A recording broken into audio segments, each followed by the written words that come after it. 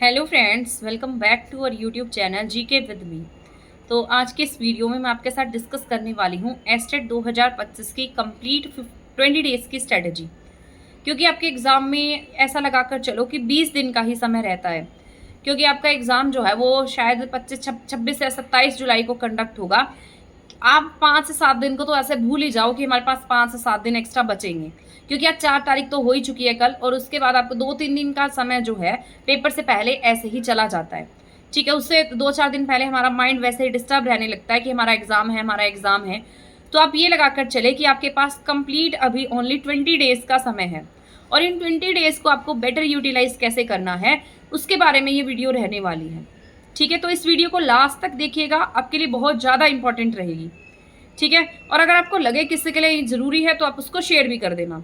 और एक और बात मैं आपको बता देती हूँ कि अगर आपको हमारे नोट्स चाहिए हैं, आपको अपना टाइम यूटिलाइज़ करना है, आपको अपने नोट्स इस टाइम पर नहीं लिखने हैं, और सिर्फ आपको रीड करना है, बार बार मल्टीपल टाइम्स रीड करना है चीज़ों को, बार बार उन थ्योरी को पढ़ना है, तो मेरे नोट्स जो हैं वो ऊपर दिए गए नंबर पर आपको अवेलेबल हो जाएंगे।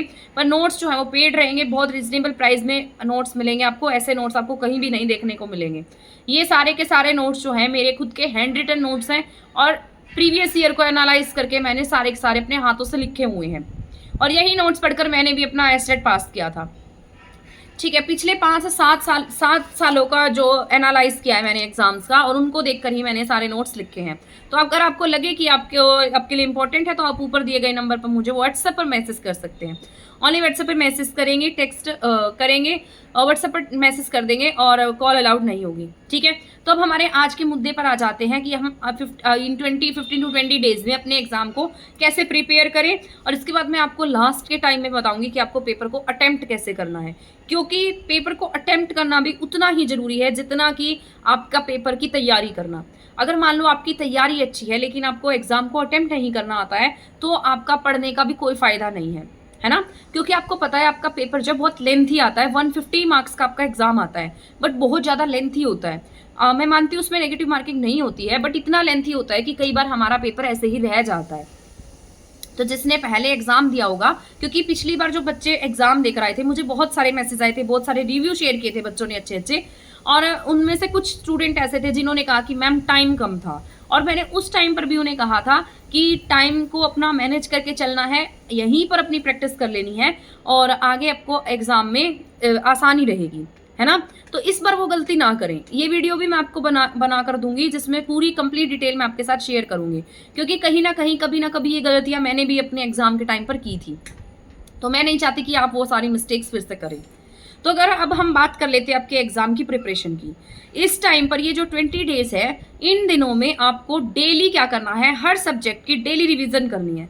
यानी जितना आपका सिलेबस हो चुका है उसको बार बार बार बार रिवाइज करना है। जो आपका रहता है उसको तो करना ही करना है, क्योंकि अभी आपके एग्जाम में टाइम है। अभी मैं ये नहीं कह सकती कि आपने जितना पढ़ लिया सिर्फ उतना ही पढ़ना है। जो जो आपके टॉपिक्स रहते हैं उनको आप एक मतलब टारगेट बनाकर कंप्लीट कर सकते हैं। जैसे मान लो किसी का सब्जेक्ट इंग्लिश है, 60 मार्क्स की इंग्लिश आती है, और उसका 60 मार्क्स का सारा सिलेबस ऐसे का ऐसा पड़ा है, क्योंकि उसने पहले जो मान लो जो आपका जनरल पेपर था 90 मार्क्स का, उसकी तैयारी कर ली है, लेकिन उसने अपना जो मेन पोर्शन था उसको नहीं छेड़ा है, उसको नहीं किया है, तो उसकी तैयारी कैसे करेंगे। जैसे अब आपको एनसीईआरटी पढ़नी होती है, 6 to लेकर 10 तक की बुक्स पढ़नी होती हैं, तो अब डेली एक बुक पढ़ दो। क्या होता है उसमें, कितना सिलेबस होता है, एक दिन में आप एक बुक नहीं पढ़ सकते, क्योंकि आपने वो सारी ऑलरेडी पढ़ी हुई है। और मुझे लगता है कहीं ना कहीं आप टीच भी कर रहे होगे, अगर टीच नहीं भी कर रहे हो तो भी बहुत ईजी है, बहुत मुश्किल नहीं है आपके लिए। तो डेली एक बुक पढ़ दो। यानी कि अगर आप साइंस से एग्जाम दे रहे हैं तो साइंस की एक बुक पढ़ दो डेली, है ना। उसके जितने क्वेश्चन है डेली सॉल्व कर दो। साथ साथ जैसे 1 घंटा क्या दो, रिवीजन को दे दो। 2 घंटे अपनी सुबह उठकर रिवीजन को दे दो। जैसे भी आप उठते हो, जैसे सुबह उठे तो आपने 2 घंटे अपने रिवीजन को दे दिए, ठीक है। रिवीजन के बाद आप क्या करेंगे, फिर आपका जो सिलेबस रहता है उसको डेली क्या करते जाओ, पढ़ते जाओ, है ना। डेली एक बुक पढ़ दो, कितने दिन लग जाएंगे, 10 दिन में आपका सारा सिलेबस कवर हो जाएगा, अगर आप अच्छे से करेंगे तो। पर उसको करना बहुत अच्छे से है, टाइम को मैनेज करके करना है। क्योंकि जब मैं अपनी प्रिपरेशन करती थी, मैं सारा दिन अपना पढ़ती रहती थी। मैं इसमें बहुत तारीफें नहीं कर रही हूँ, पर आपको टाइम मैनेज करके चलना होता है।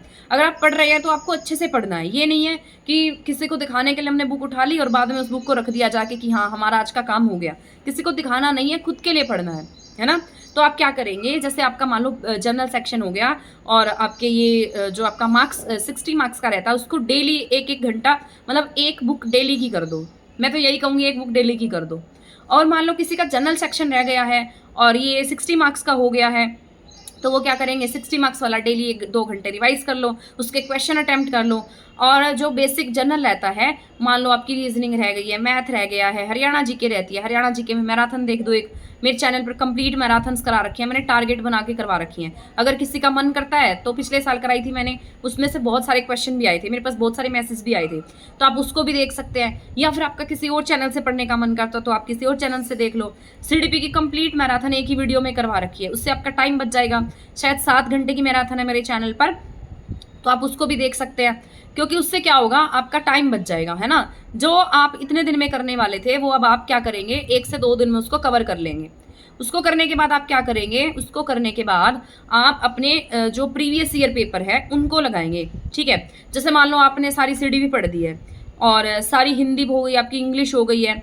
हिंदी इंग्लिश आप मैं बहुत बार बता चुकी हूँ कि कहाँ से पढ़ें, एनसीईआरटी की बुक पढ़ लें, 6 से लेकर 10 तक की बुक्स पढ़ लें, ये मैं बहुत बार बता चुकी हूँ। इसमें कोई नया अब डिस्कस करने वाला तो रह नहीं गया कि आपको ये पढ़ना है ये नहीं पढ़ना है। बस ये बात, अब ये जो डिस्कशन का टॉपिक है कि आपको कैसे पढ़ना है ना। और जैसे मान लो आपने हिंदी तैयार कर ली, अपनी इंग्लिश का प्रिपरेशन कर लिया, मान लो आपके कोई 1-2 सब्जेक्ट रहते भी हैं, तो आप क्या करेंगे अभी से आप अपना टेस्ट देना शुरू कर दें।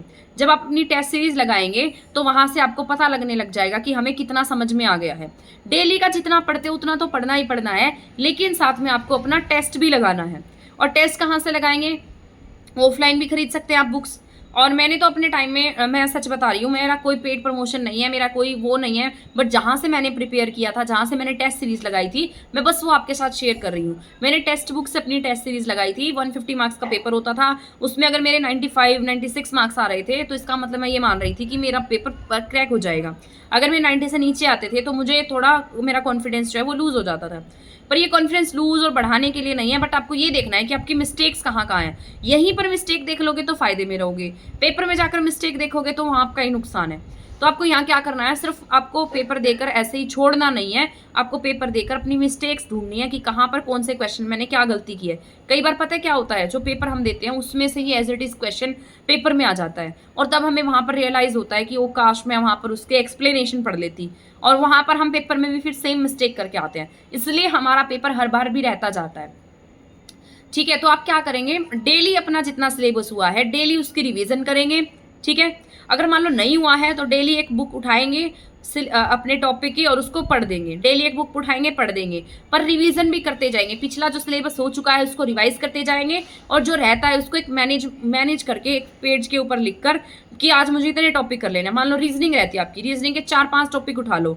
4-5 टॉपिक करने में कितना टाइम लगता है, बहुत ईजी रीजनिंग होती है, तो 4-5 टॉपिक उठाए उसको कर दिया, 10 नंबर की वैसे ही आएगी। 10 में से 7 से 8 मार्क्स आ गए तो भी बहुत ज़्यादा सफिशियंट रहते हैं। ठीक है, वैसे बहुत कम लोगों के मार्क्स 10 आउट ऑफ 10 आते हैं, मैं सच बता रही हूँ। और जैसे हिंदी है, हिंदी में तो हिंदी थोड़ी सी ज़्यादा टफ आती है पेपर में। इंग्लिश सही आती है, ईजी आती है, इंग्लिश में ज़्यादा डरने की बात नहीं होती है, या फिर मुझे ऐसा भी लग रहा होगा क्योंकि इंग्लिश मेरा सब्जेक्ट है। मैथ्स ठीक ठाक आता है, रीजनिंग भी ठीक आती है, और हरियाणा जी के ईजी भी आती है, और कुछ 1-2 क्वेश्चन मॉडरेट भी रहते हैं। सीडीपी थोड़ी सी सीटेट से थोड़ी ज़्यादा टफ रहती है, एस्टेट भी। ठीक है, सब्जेक्ट आपका मूड पर रहता है। देखो ऐसा देखने को मिला है, मैंने जितने भी एग्जाम दिए हैं मुझे ये देखने को मिला है, अगर जनरल सेक्शन ईजी है ना तो आपका सब्जेक्ट टफ देखने को मिलता है, अगर सब्जेक्ट ईजी है तो जनरल सेक्शन थोड़ा टफ देखने को मिलता है। तो ये मैंने 3-4 बार जब भी एग्जाम दिया तो उसमें ये चीज़ें एनालाइज की थी जो मैंने आपके साथ बताई हैं। ठीक है, अगर कोई भी और भी किसी तरीके का कोई भी डाउट है तो आप मुझे कमेंट सेक्शन में पूछ लेना, नेक्स्ट वीडियो में आपके सारे डाउट्स जो हैं वो क्लियर कर दूंगी। ठीक है, तब तक आप चैनल के साथ बने रहना, चैनल को शेयर नहीं किया तो शेयर कर देना, चैनल को सब्सक्राइब कर देना, वीडियो को शेयर कर देना। Thank you, bye bye.